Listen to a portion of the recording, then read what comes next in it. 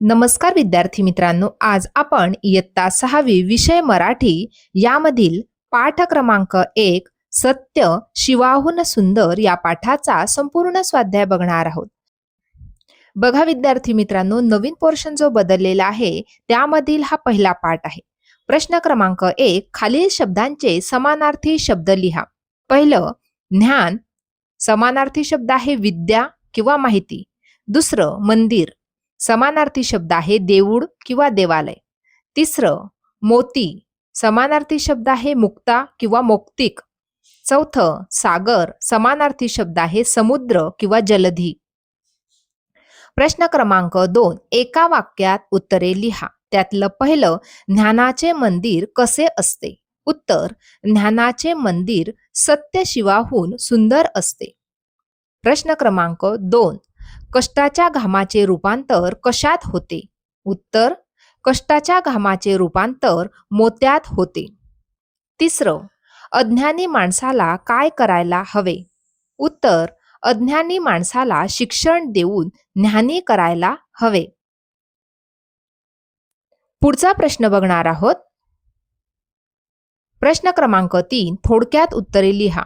त्यातलं पहिलं, ज्ञान दिल्याने ज्ञान वाढते या ओळीचा अर्थ स्पष्ट करा. उत्तर, आपण जेवढे ज्ञान इतरांना वाटतो किंवा शिकवतो तेवढेच आपले ज्ञान अधिक वृद्धिंगत आणि पक्के होत जाते. ज्ञानाची देवाणघेवाण केल्याने ते कमी न होता उलट वाढतच जाते, असा अर्थ या ओळीत व्यक्त झाला आहे. पुढचा प्रश्न बघणार आहोत. प्रश्न क्रमांक 2, कवितेत शाळेला ज्ञानाचे मंदिर का म्हटले आहे?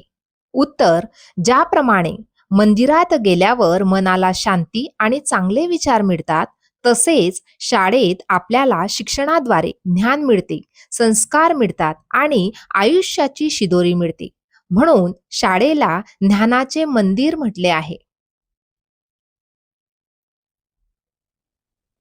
पुढचा प्रश्न बघणार आहोत.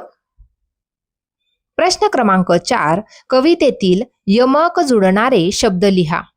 पहिलं, दामाचे, घामाचे. दुसरं, घडवावा, चढवावा. तिसरं, पढावा, करावा.